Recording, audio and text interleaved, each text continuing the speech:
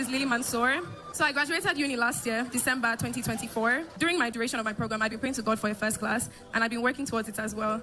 But towards the end of my program, they kind of changed some policies that made it very difficult for me to get the first class. And this was a month to my final examinations. But I mean, I'm on the altar of fire, and I was just, saying what God cannot do does not exist. So when Papa would say, mention 3 things you want, verdicts, download what you want, everything I wanted was just a first class. Like, I wasn't praying for any other thing. And I graduated in December. I defended. So the next year, which was March this year, I went to collect my statement of results, and I was so nervous. So when I got there, I sat outside, and the lady came from the exams and record department, and she gave me a brown envelope. And I opened it, and I saw second class upper. So I broke down into tears, and I was crying, like, shamelessly. I was just weeping.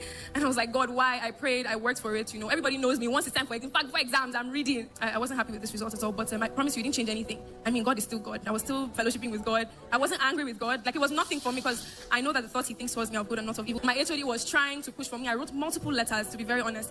My HOD kept trying. People love me in my school, so everybody was fighting for me, and nothing happened, to be very honest. They gave me my results. I stamped it. They signed it. This is my result. Middle of the year, the Holy Spirit kept nudging me to start my master's, because NYSC was kind of delaying, and they weren't mobilizing anybody yet. So I just wanted to start my master's. I wanted to start it in another university, but the Holy Spirit kept saying, go back to that your university and do it. So I started in the same university. This was middle of this year. I started my master's on the 29th of September, actually. I remember Papa saying something very profound. I take Papa's words very seriously.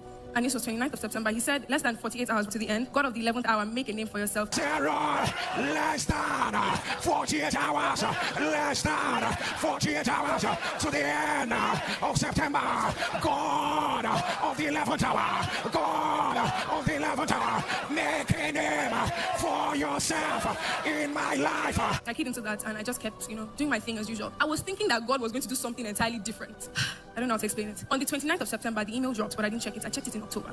I was going for a class, and the lady from head of exams was like, are you Lily Mansour? I said, yes, ma. She said, go and check your email. So I went, I checked. Prior to then, I had applied for an alumni discount. They give the discount to students that graduate from the same institution. So I was thinking they're giving me my discount. I said, okay, thank God. My mother will be very happy. I kind of just checked. I didn't see anything. So I was driving out of school, and the Holy Spirit said to me, go to that woman's office and ask her what's up. So I got there. After afternoon, ma, she said, check your email. I said, I've checked. I don't see anything. No. She said, check your undergraduate email. So I went ahead. I checked my undergraduate email, and I saw this notification of change in class of degree. Now, my degree was changed to a first class that I know that God gave me. And let me tell you something.